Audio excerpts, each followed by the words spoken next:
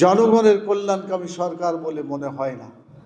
এখনো সময় আছে, আমরা বলবো যে গণভোটের রেজাল্টে তারাই তো এটা বলেছে যে আমরা আগে গণভোট দিলে মানবো না, একসাথে দেন আর মানবো, বলছে না আগে।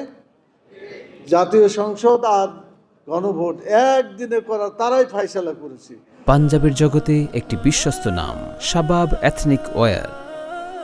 আর এই যে জুলাই চেতনা, যেটা আমরা বিপ্লব 24-এর 5ই আগস্টে করলাম, এই জুলাই বিপ্লবের স্বাক্ষরে তারা সবাই সই করেছে, কিন্তু সই করার পরে আবার নিজের প্রস্তাবিত দিনে ভোট হওয়ার পরে সেই ভোটের রেজাল্টকে যারা মেনে নিতে পারে না, তারা জনগণের কল্যাণকামী শক্তি হইতে পারে না। আমরা এখনো বলবো, মাননীয় প্রধানমন্ত্রী আমাদের অনেক ভালো কাজ করেছেন। আমরা ট্যাক্স ফ্রি গাড়ি দিন, আমাদের আমির জামাত বলেছিলেন ট্যাক্স ফ্রি গাড়ি আমরা নেব না, কোনো প্লট নেব না।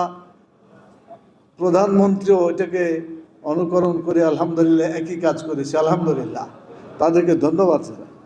আরও কাজ করেছে, যেগুলো ভালো কাজ আমরা সমর্থন করব, খারাপ কাজে সমর্থন করব না।